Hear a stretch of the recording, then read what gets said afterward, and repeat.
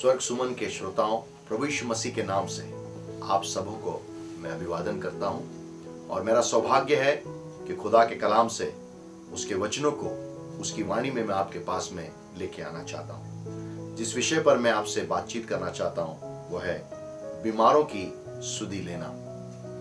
मत्ती रचित सुसमाचार उसका 25वां अध्याय और उसकी 32 से आगे आयत में बाइबल कुछ इस प्रकार से हमसे बोलती है और बातचीत करती है। और सब जातियां उसके सामने इकट्ठी की जाएंगी, और जैसा चरवाहा भेड़ों को बकरियों से अलग कर देता है, वैसा ही वह उन्हें एक दूसरे से अलग करेगा। और वह भेड़ों को अपनी दाहिनी ओर और बकरियों को अपनी बाईं ओर खड़ी करेगा। 34वीं आयत कहती है, तब राजा अपनी दाहिनी ओर वालों से कहेगा, हे मेरे पिता के धन्य लोगों। ध्यान से सुनिएगा, यीशु मसीह उस न्याय के दिन में किनको धन्यवाद कह रहा है। हे मेरे पिता के धन्य लोगों, आओ उस राज्य के अधिकारी हो जाओ जो जगत के आदि से तुम्हारे लिए तैयार किया हुआ है। परमेश्वर ने एक राज्य तैयार किया है जो उसके संतानों के लिए है, जो भेड़ों के समान, जो उनका चरवाहा यीशु मसीह है, उसके पीछे पीछे उसके पथ चिन्हों पर उसके अनुसरण में चलने के लिए तैयार है। वह मुझसे और आपसे इस बात को कहना चाहते हैं, क्योंकि मैं भूखा था और तुमने मुझे खाने को दिया, मैं प्यासा था तुमने मुझे पानी पिलाया। कितनी बार हम भूखे और प्यासे लोगों को इस संसार के अंदर में जीवन यापन करते हुए देखते हैं। कब हमने ऐसा अभिप्राय लिया कि हम जाएं और उनके भूख के रूप में हम उनकी सुधि लें, उनके प्यास बुझाने के लिए हम उनको एक गिलास पानी दे दें या एक कटोरा पानी दे दें। आगे चलकर बाइबल कहती है, मैं परदेशी था, तुमने मुझे अपने घर में ठहराया। कई बार कई लोग अपने घरों को खो देते हैं, वजह कोई भी हो सकती है, पर जब हमारे पास में समय होता है ऐसे लोगों की सुधि लेने के लिए जो परदेशी के रूप में हमारे सामने में आते हैं, कई बार हमारे पास में शायद हमारे आंगन में कुछ कक्ष खाली होते हैं, परंतु फिर भी हम उनकी सुधि लेना नहीं चाहते।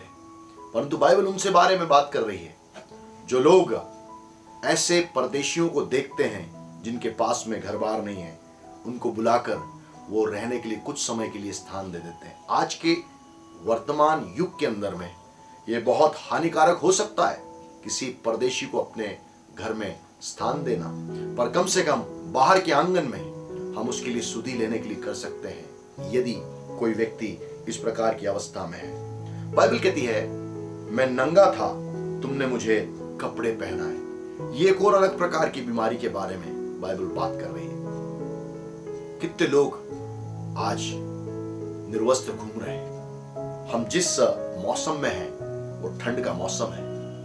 कितनी बार हमारे दिल दिमाग में आया कि हमारे पैसों से हम कुछ गर्म वस्त्र खरीदें। जो लोग सड़कों पर निर्वस्त्र और बिना ब्लैंकेट के सोते हैं, उनके पास ओढ़ने के लिए कुछ नहीं होता है, उनके पास हम जाएं और उनकी सुधि लें। आगे चल के बाइबल कहती है, मैं बीमार था, तुमने मेरी सुधि ली। अस्पतालों में आज कितने लोग कैसी कैसी अवस्था में पड़े हुए हैं। परमेश्वर चाहते हैं मैं और आप जाकर उनकी सुधि लेना चालू करें। कई सारे ऐसे सेवा केंद्र हैं जहां पर लोग अपने परिजनों को जो बीमार होते हैं वो लाकर छोड़ देते हैं, और उन सेवा केंद्रों पे आकर, उन अस्पतालों में आकर सेवा केंद्र के लोग आकर उनको खाना खिलाते हैं, अपने हाथ से उनका मुंह भी धुला देते हैं, उनके हाथ पैर धुलाते हैं, उनको ब्रश कराते हैं, उनको नहलाते हैं। बीमार की सुधि आज लेने के लिए कौन तैयार है? जो आज सुधि लेगा, परमेश्वर उनके बारे में वहां पर बात करेंगे जब न्याय का दिन होगा। आगे चलकर बाइबल कहती है, मैं बंदीगृह में था तो मुझसे मिलने आए। आज कितने लोग बंदीगृह के अंदर में हैं? एक आकलन हमको बताता है कि 60% जो कैदी होते हैं, कई बार बिना अपराध किए भी उनके ऊपर में अपराध कायम कर दिया जाता है, सिद्ध कर दिया जाता है, और उसके बाद वे जाकर उस बंदीगृह के अंदर में रहते हैं। कई बार मैं उनके पास में गया, उनके साथ में जब हमने सहभागिता करी वे आंसुओं के साथ में रोते हैं। वो कहते हैं हमने जो अपराध किया भी नहीं था वो हमारे ऊपर में लाद दिया गया। मेरे प्रियो, बंदी गृह के अंदर में लोग बंदी के रूप में रखे जाते हैं और उन बंदियों से मुलाकात करने से उनको ऐसा लगता है कि मेरा अपना कोई प्रिय मुझसे मिलने के लिए आया है, मुझे देखने के लिए आया है। परमेश्वर यीशु मसीह का कोई रूप मुझसे आज मुलाकात करने के लिए आया है। ये उनके पास में अच्छी भावना आ जाती है। 37वें आयत में लिखा है, तब धर्मी लोग उसको उत्तर देंगे कि हे प्रभु, हमने कब तुझे भूखा देखा और खिलाया, या प्यासा देखा और पिलाया? हमने कब तुझे परदेशी देखा और अपने घर में ठहराया, या नंगा देखा और कपड़े पहनाए? हमने कब तुझे बीमार या बंदी गृह में देखा और तुझसे मिलने आए?